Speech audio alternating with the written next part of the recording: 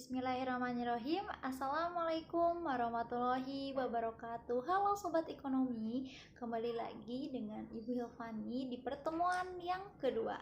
Nah, kali ini Ibu akan membahas mengenai materi yang kemarin mengenai ketenagakerjaan, namun ada yang mau berbeda nih. Kita akan membahas 4 pembahasan. Yang pertama, mengenai masalah ketenagakerjaan, yang kedua, upaya meningkatkan kualitas tenaga kerja, yang ketiga, sistem pengupahan, yang keempat, kita akan membahas mengenai pengangguran. Yuk simak video selanjutnya. Baik, kita lanjut ke pembahasan yang pertama mengenai masalah ketenagakerjaan, bahwa secara umum masalah ini sering terjadi dan dialami oleh suatu negara.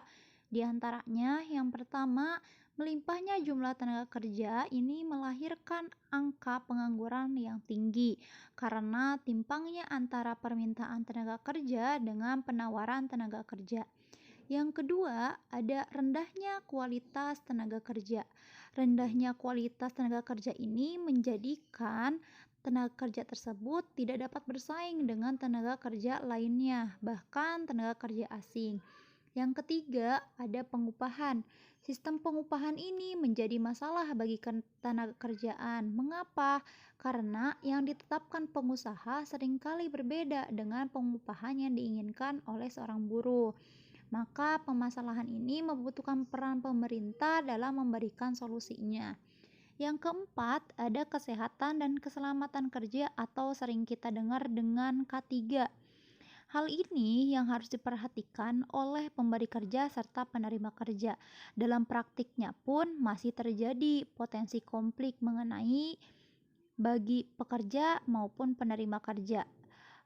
Namun, dengan lahirnya Badan Penyelenggara Jaminan Sosial atau sering kita sebut BPJS, menjadi salah satu upaya pemerintah dalam mengatasi masalah kesehatan dan keselamatan ketenagakerjaan ini. Yang kelima, ada outsourcing, bahwa hal ini sering menjadi masalah dalam outsourcing terkait dengan hak dan kewajiban kerja ataupun kepastian dari pekerja yang melibatkan outsourcing. Selanjutnya, yang keenam, ada pemungutan hubungan kerja atau sering kita dengar dengan PHK. PHK ini merupakan kegiatan diputuskannya kontrak kerja oleh penerima kerja secara sepihak. Hal ini banyak terjadi dikarenakan perusahaan sudah tidak mampu lagi untuk memenuhi kewajiban pekerja.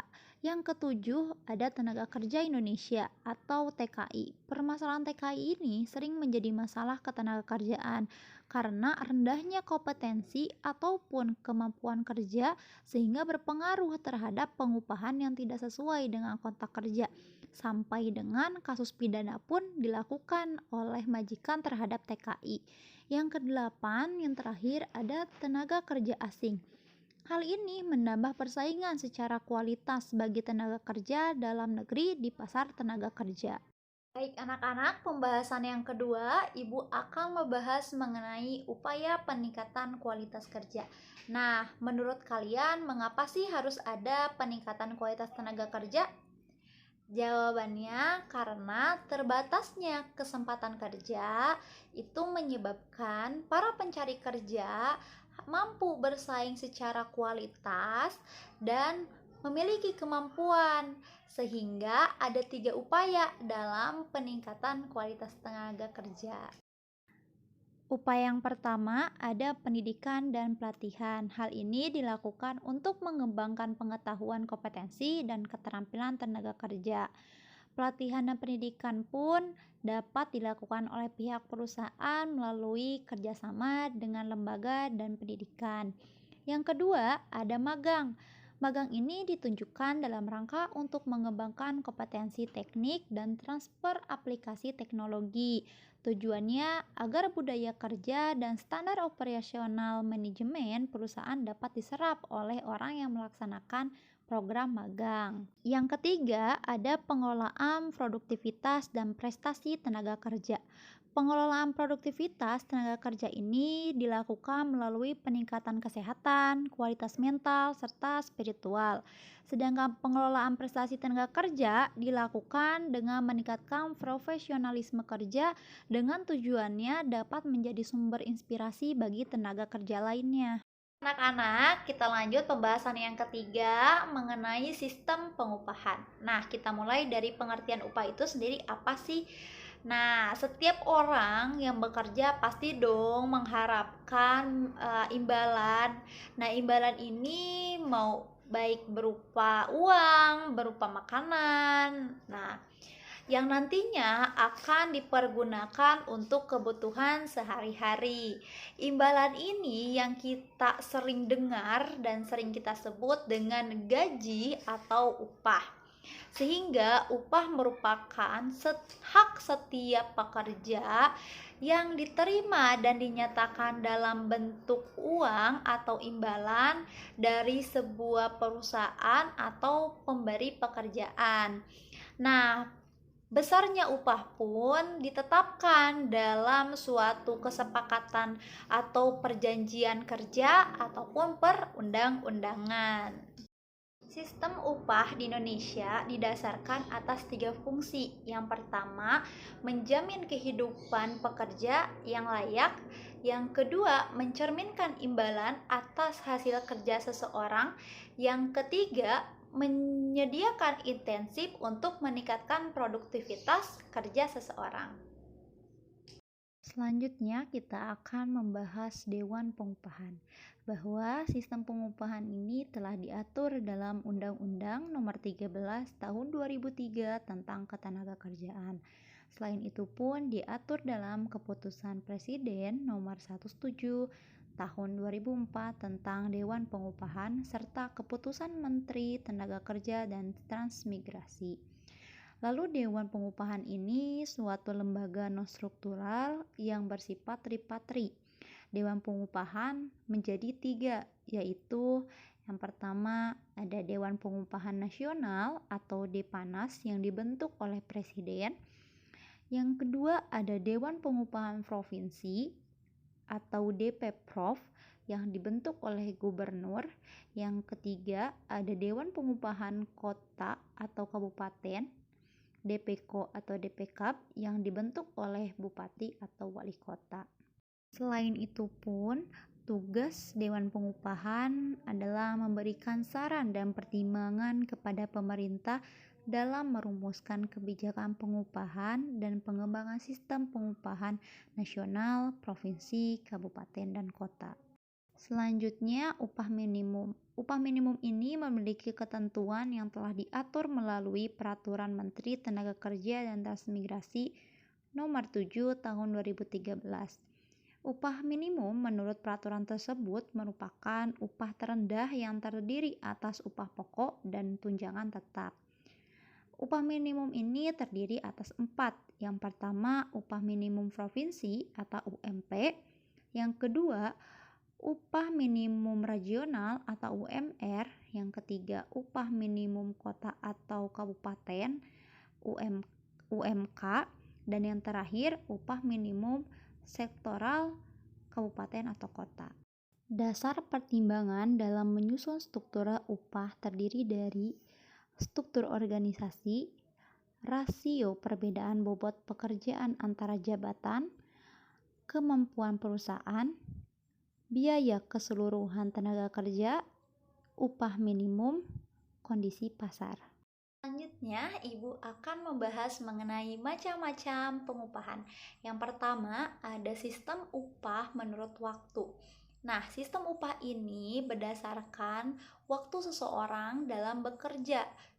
Satuan waktunya dapat dihitung per jam, per hari, per minggu, serta per bulan. Contohnya nih, ketika perusahaan X menetapkan upah dalam sehari itu sebesar 50.000.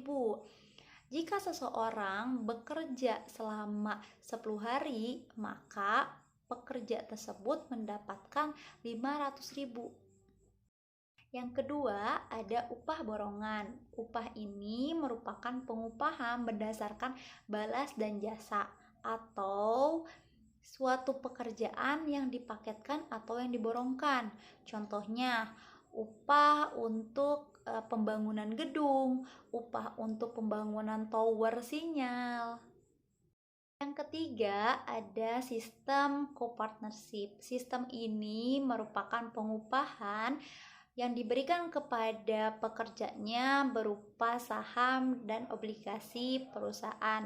Dengan hal ini, pekerja merasa memiliki perusahaan sendiri. Nah, dengan sistem ini pun pengusaha dan pekerja merupakan partner atau mitra usaha.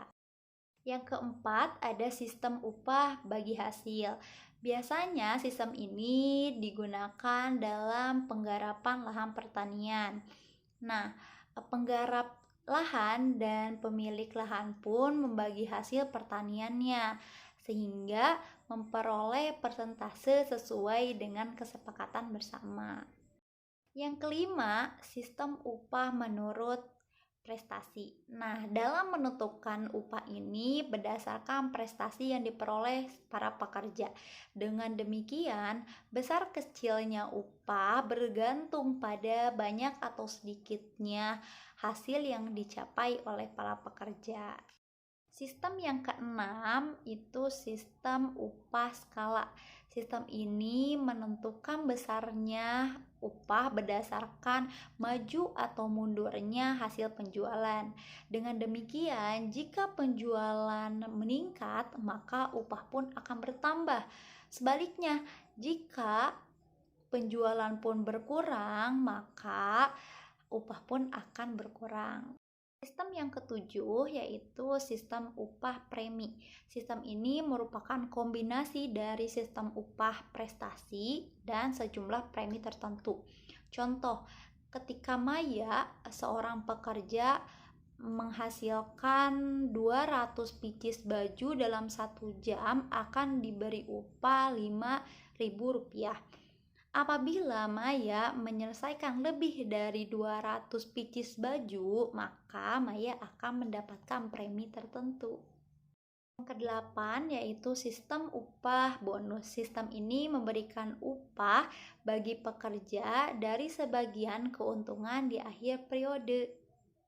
Kesembilan yaitu sistem upah indeks biaya hidup. Sistem ini mengaitkan pemberian upah dengan indeks biaya hidup. Jika biaya hidup menaik, maka upah pun akan meningkat. Jika indeks biaya hidup menurun, maka upah pun akan menurun. Nah, upah ini pun dapat diberikan berupa sembako, tidak hanya uang. Terima kasih semuanya telah menyaksikan dari awal video hingga akhir video. Semoga apa yang saya sampaikan bermanfaat untuk kita semua. Billahi taufiq wal hidayah. Wassalamualaikum warahmatullahi wabarakatuh. See you next video.